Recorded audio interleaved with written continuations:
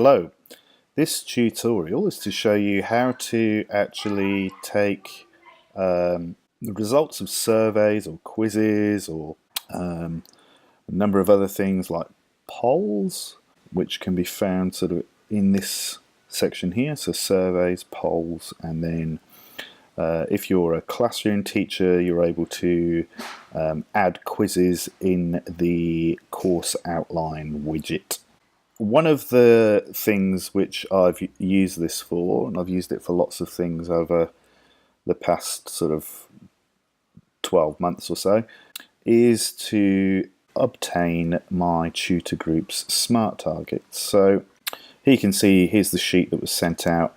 This is the one which my students are hopefully filling out for me.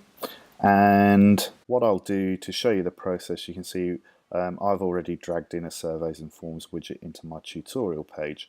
So what I'm going to do is create just a test survey, and this will be very short, and I'll probably fast forward over this bit because it's very straightforward. Okay, once you're at this stage, you will have the option of lots of questions. These are very self-explanatory, so I won't go into any detail with those. I'm going to select short answer. As you can see down at the bottom, there's mandatory, and we want them to fill this in, so we'll tick that. I'm going to add a second question here, which is going to ask them how they're going to do it. So I'll keep this brief, and what we'll do is I'll fast forward, I'll get the 3 targets. Now, at this stage, once you've added all the questions that you need to, you'll see it just keeps going round and around and around. To kind of break out of that cycle, what you need to do is go up to the breadcrumbs menu at the top, and then just go back one step. Right, so back again. Back one section, you can see we've now got 6. I'm asking target 1, how are you going to do it, target 2, and so on. Alright, so down at the bottom, finish modifying, and now back on the main page you can see here's my test survey. So what I'm going to do is I'm going to add some data. It tells you there's 6 questions. Let's start, and again I'm going to fast forward this because it's fairly self-explanatory.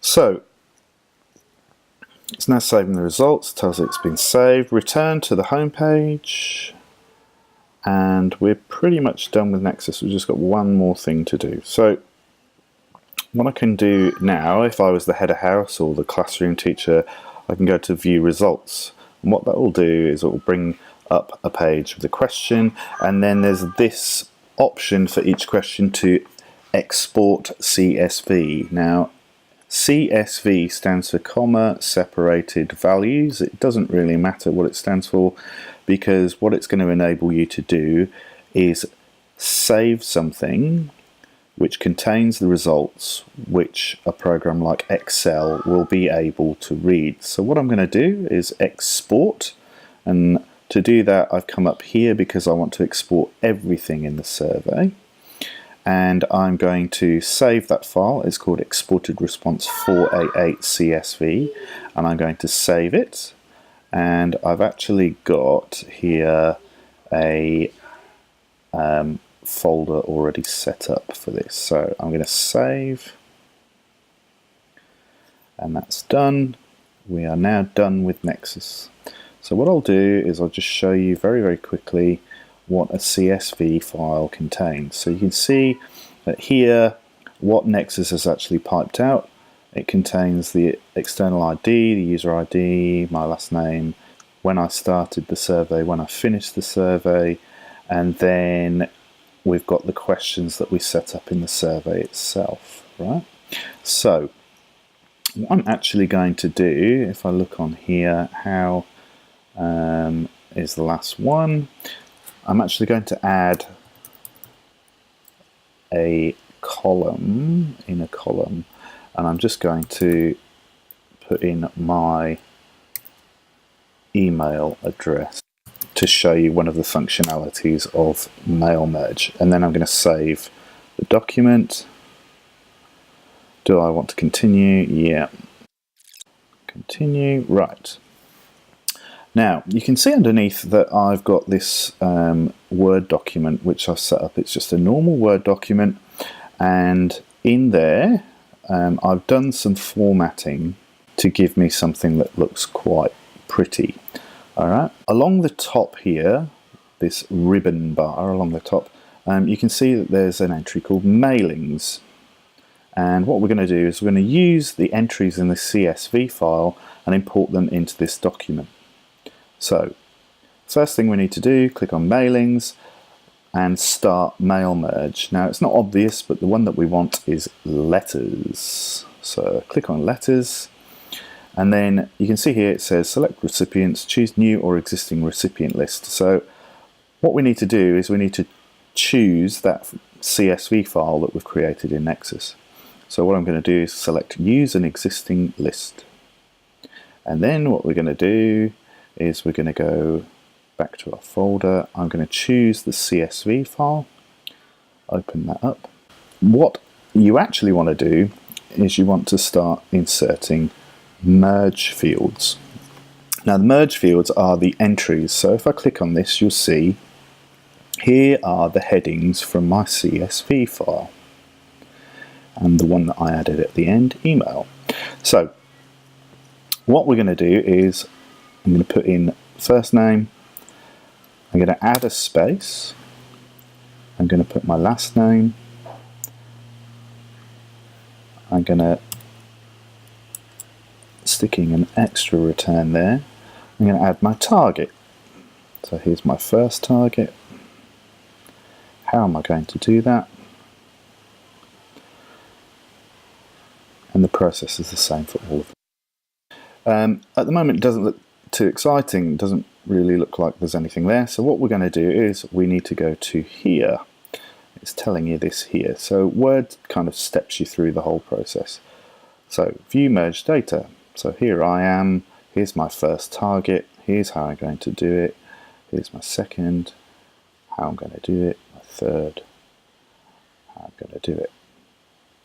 So what we can then do is, it's telling me finish and merge. So here's that button over here, and what we're going to do is a number of things. So edit individual documents. Now you might want to format things for a particular document in a different way. So what that will do is pipe all the information out into different pages, and then you can alter each one.